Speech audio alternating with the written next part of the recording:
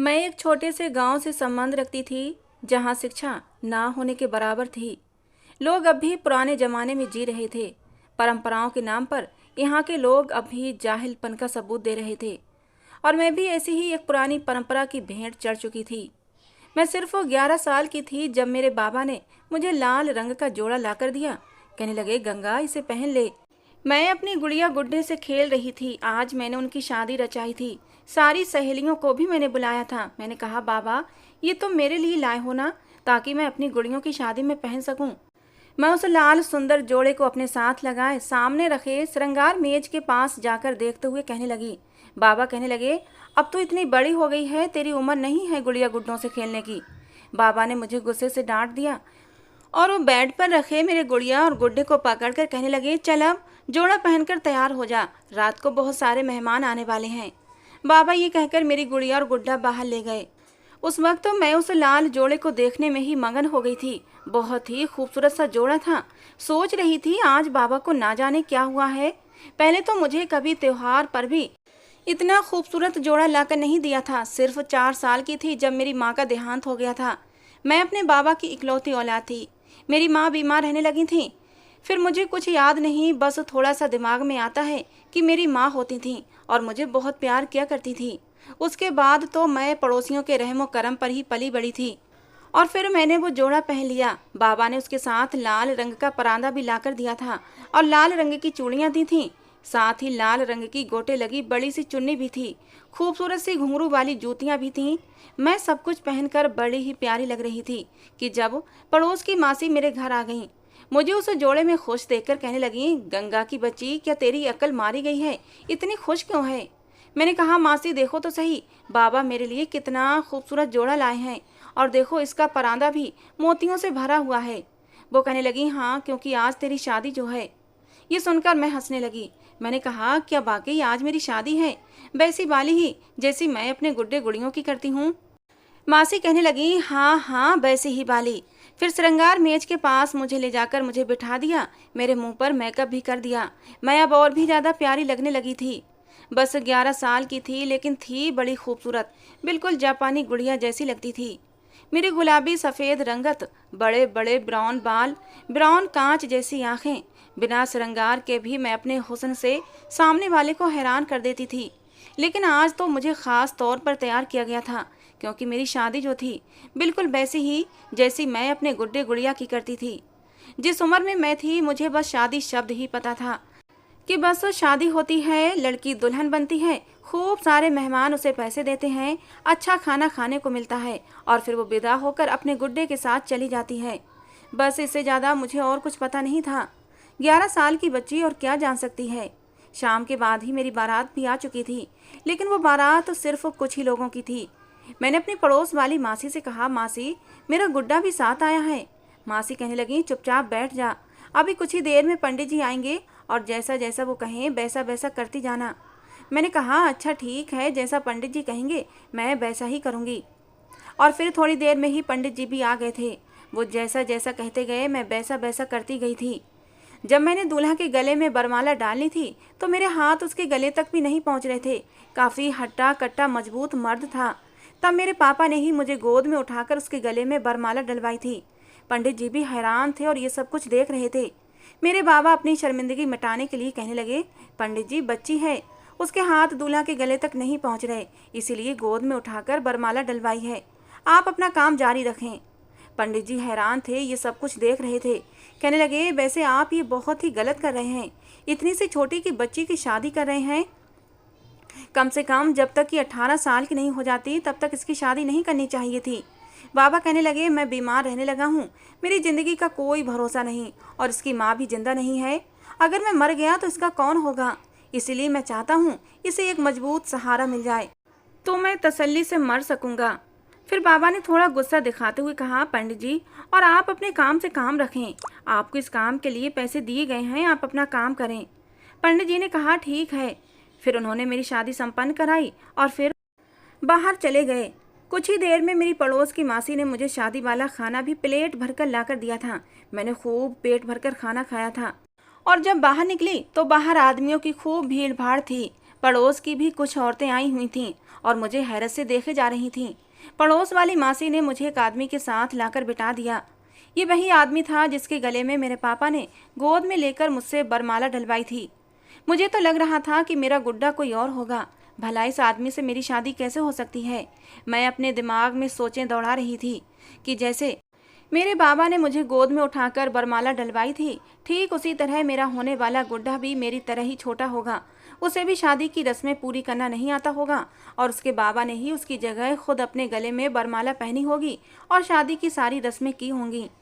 मैं आंगन में इधर उधर नजरें दौड़ा रही थी और अपनी ही उम्र के अपने गुड्डे को ढूंढ रही थी। और जब मुझे कहीं भी मेरा गुड्डा नजर न आया तो मैंने अपने पास बैठे उसी आदमी से कहा, अंकल, आज मेरी शादी हुई है, लेकिन मेरा गुड्डा तो कहीं भी मुझे नजर नहीं आ रहा। मेरा गुड्डा किधर है कि जिससे मेरी शादी हुई है? मेरी बात पर वो आदमी बड़े गुस्से से जवाब देने लगा। कहने लगा, चुप करके बैठो, अंकल होगा तेरा बाप। उसके गुस्से से कहने पर मैं बहुत ज़्यादा डर गई थी और चुपचाप होकर बैठ गई। कुछ ही देर बाद उसके साथ मैं अपने बाप की दहलीज पार करके जा चुकी थी। बाहर एक ऑटो खड़ा था जिसकी पिछली सीट पर उसने मुझे बिठाया और मेरे बराबर में ही बैठ गया। अब मेरा दिल जोर जोर से धड़कने लगा था। हालांकि मैं जानती थी कि कल मैं अपने बाबा के घर वापस आ जाऊंगी। मेरी गुड़ियों की शादी तो ऐसी ही होती थी। मैं उनकी शादी करती और अगले ही दिन मेरी सहेली मेरी गुड़िया मुझे वापस कर जाती।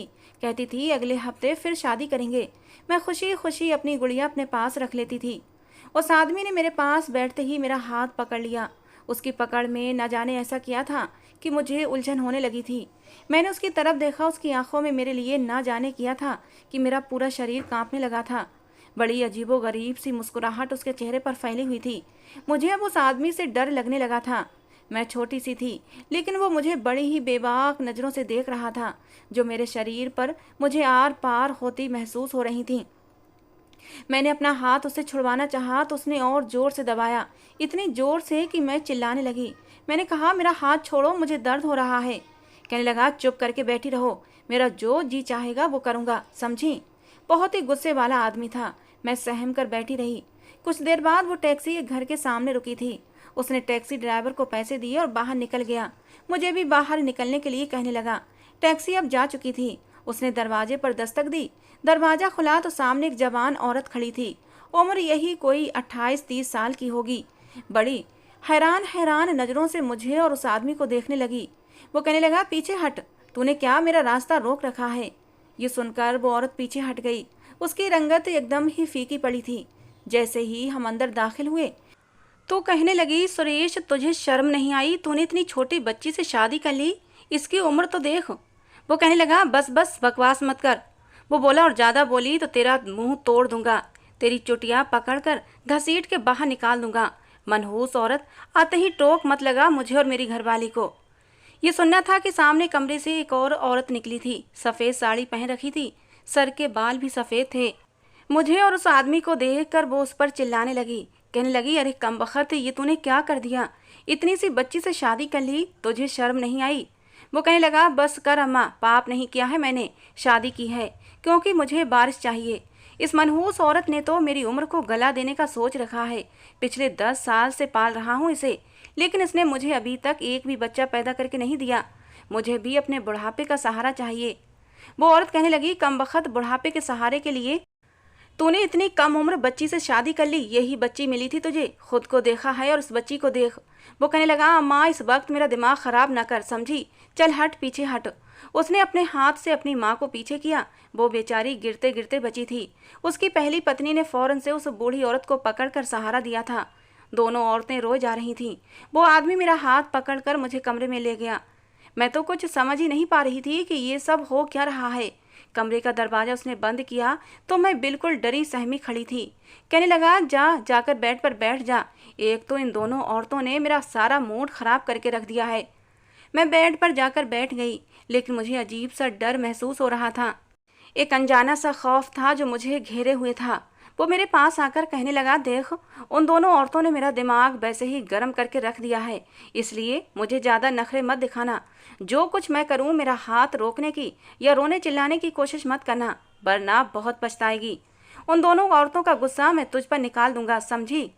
मैं समझी तो कुछ भी नहीं थी, लेकिन डर जरूर गई थी, इसीलिए मैंने हाँ में सिर हिला दिया।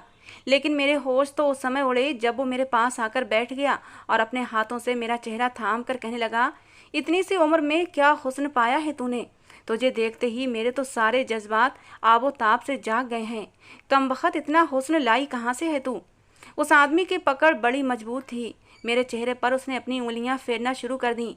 मैं पूरी की पूरी कांप गई थी। कहने लगा, जी चाहता है अपना सारा जुनून तुझ पर उतार कर रख दूं। उसने अपनी मूंछों पर हाथ फेरा था और अपने होंठों पर जबान फेरी थी। मेरे गाल पर चुटकी काटी तो मैंने फौरन उसके हाथ को पीछे करना चाहा, लेकिन उसकी आंखों में तो अजीब सा नशा छाने लगा था। उसने मेरा दुपट्टा उतार कर साइड पर रखा। मेरे बालों का परांदा खुलने लगा और मेरा दिल यूं था कि जैसे धड़कना ही छोड़ देगा। मैं डरी सहमी बुरी तरह कांप रही थी। वो मुझे गौर से देख रहा था। कहने लगा, उफ कितनी हसीन है तूने तो मुझे अभी से पागल करना शुरू कर दिया है। ये कहकर जो हरकत उसने मेरे साथ शुरू की थी, मैं तो यूं थी कि काटो तो लहू न निकले।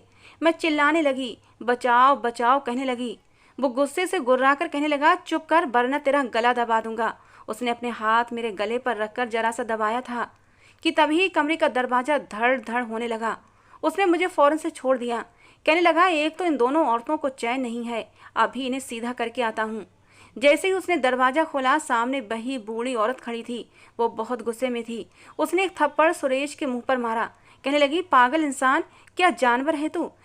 अगर मुझे पता होता कि तू बड़ा होकर ये सब करेगा तो पैदा होते ही तेरा गला घोंट देती। चल हट पीछे कमीने। ये कहकर उसने धक्का देकर सुरेश को पीछे किया था। मैं तो रोए जा रही थी, पूरी तरह से कांप रही थी। वो मेरे पास आई, मेरा बाजू पकड़कर मुझे कमरे से बाहर ले जाने लगी, लेकिन सुरेश सामने खड़ा हो गया। कहने लगा, अम्मा ये मेरी पत्नी है, छोड़ इसको। मैंने इससे शादी की है, पूरे 5 लाख रुपये दिए हैं इसके बाप को। उस औरत ने कहा, अगर तू चाहता है ना कि मैं तेरा मुंह ना तोड़ दूं तो मेरा रास्ता ना रोक। अभी इसकी उम्र नहीं है कि ये तुझे झेल सके। तेरी पत्नी है तो तेरी पत्नी ही रहेगी, लेकिन इसकी उम्र जब तक 18 साल की नहीं हो जाती, मैं तुझे इसके साथ इतना बड़ा जुल्म करने नहीं दूंगी। वो बहुत गुस्से में थी, मुझे बाहर ले गईं।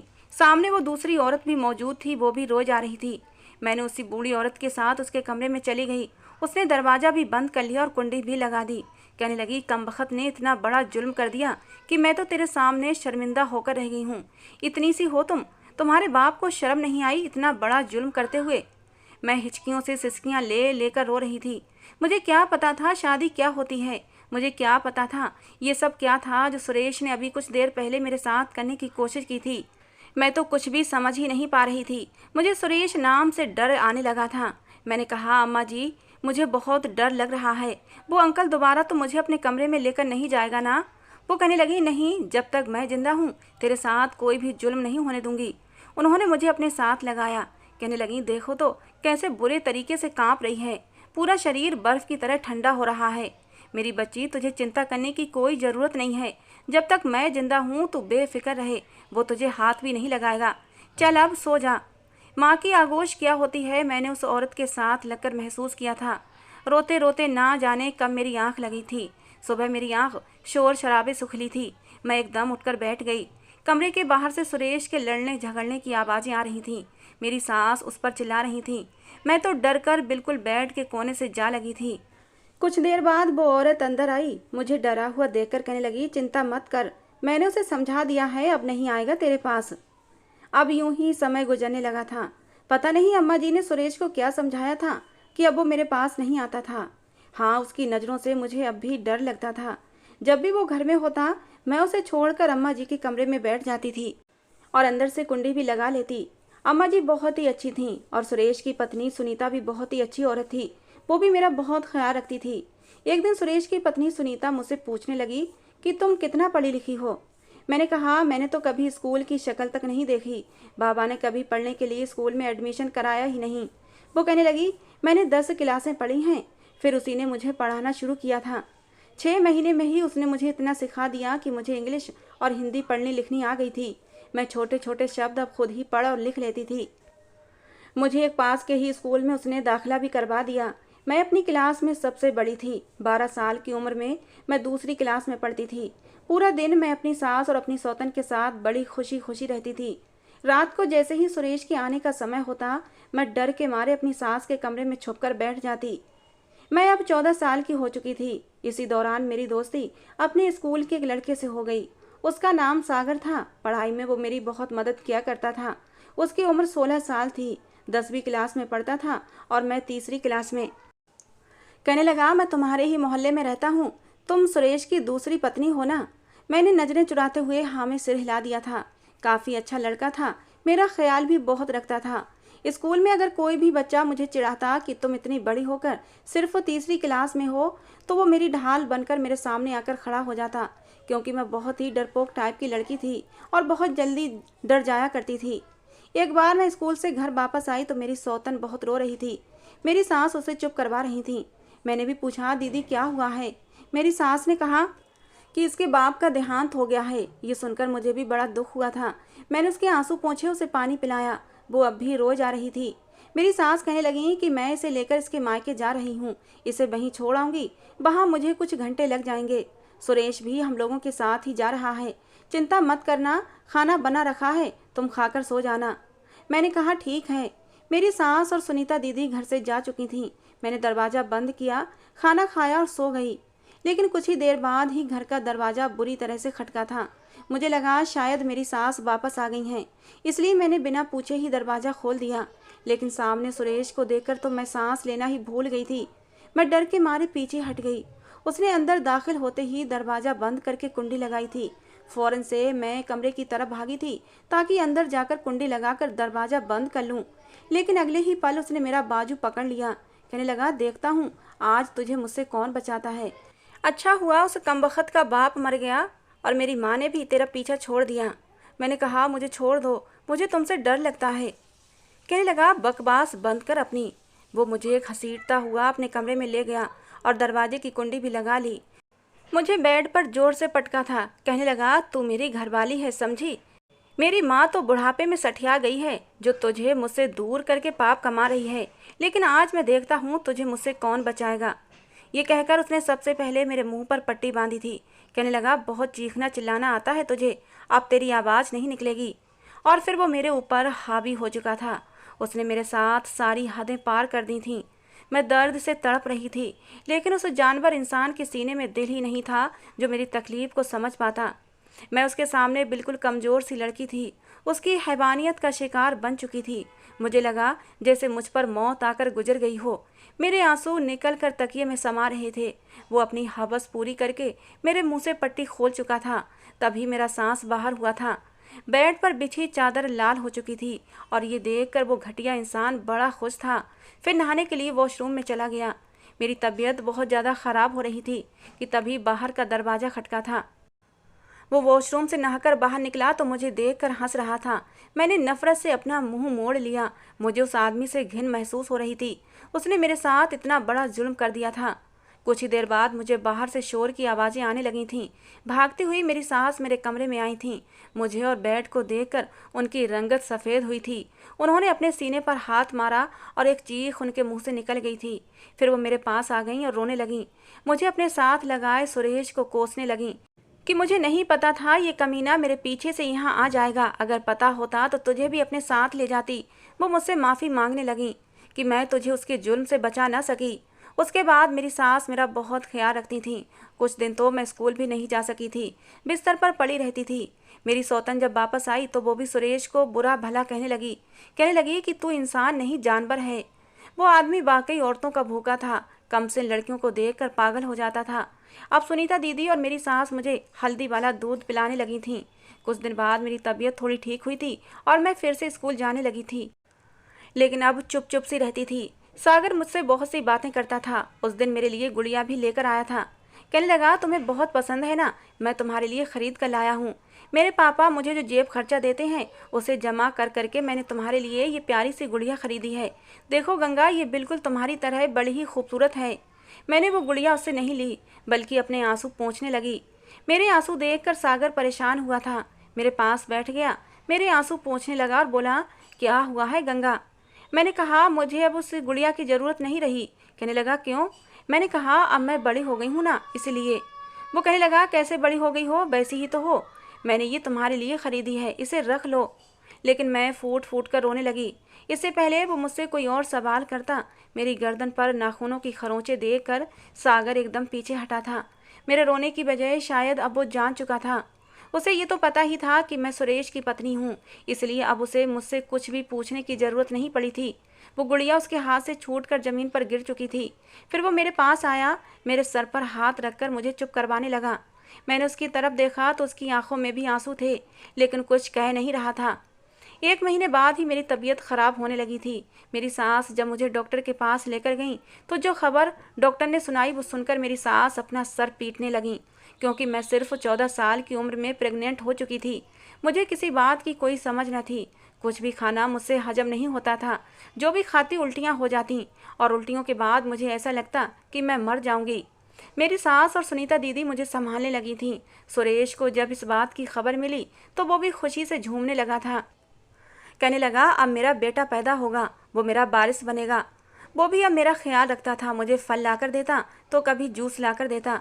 मेरी सास से कहता कि इसे खूब ताकत की चीज़ें खिलाओ, जिससे कि मेरा बेटा खूब हट्टा कट्टा पैदा हो, मेरी तरह मजबूत मर्द बने। मेरा स्कूल छूट कर रह गया था, लेकिन इस बीच ये हुआ कि सागर 1 घंटे के लिए हमारे घर आ जाता। हमारे मोहल्ले में ही रहता था, काफ़ी अच्छा लड़का था। मेरी सास को भी उसके आने जाने पर ऐतराज़ न था। वो 1 घंटा मुझे पढ़ाकर चला जाता था। कहता था, तुम्हें 1 साल में ही 2 क्लासें पूरी करवा दूंगा। स्कूल के प्रिंसिपल से मेरे पापा की अच्छी बातचीत है, लेकिन तुम पढ़ाई बीच में मत छोड़ो। मैंने कहा, सागर तुम मुझ पर इतने एहसान क्यों करते हो? मैं क्या करूँगी पढ़कर? ज़िंदगी तो मेरी सुरेश के साथ ही गुजरनी है, उसी के बच्चे पैदा करने हैं, क्योंकि उसे औलाद चाहिए। ऐसी बातें शायद 14 साल की उम्र में लड़कियां नहीं करती होंगी, लेकिन 14 साल की उम्र में मैं बहुत बड़ी हो चुकी थी। मेरी बातें सुनकर वो कहता कि पढ़ाई तुम अपने लिए करोगी, जो तुम्हारे काम आएगी। खैर, मुझे पढ़ने का तो शौक़ था, इसलिए मैंने अपनी पढ़ाई जारी रखी थी। 9 महीने के बाद मैंने जचकी का दर्द सहा था। मुझे लग रहा था कि अब मैं मर जाऊंगी। गांव के छोटे से हॉस्पिटल के लेबर रूम में मेरी चीखें सबसे ज़्यादा तेज थीं। मैंने एक बेटी को जन्म दिया था, लेकिन मेरी बदकिस्मती कि मैं जिंदा बच गई थी। सब खुश थे, लेकिन सुरेश का मुंह बना हुआ था। कहने लगा, बेटी क्यों पैदा की है उसने? मुझे बेटा चाहिए था। मेरी सास कहने लगी, उसके बस में नहीं है, ये भगवान की देन होती है। जो दिया है उसी पर भगवान का धन्यवाद कर।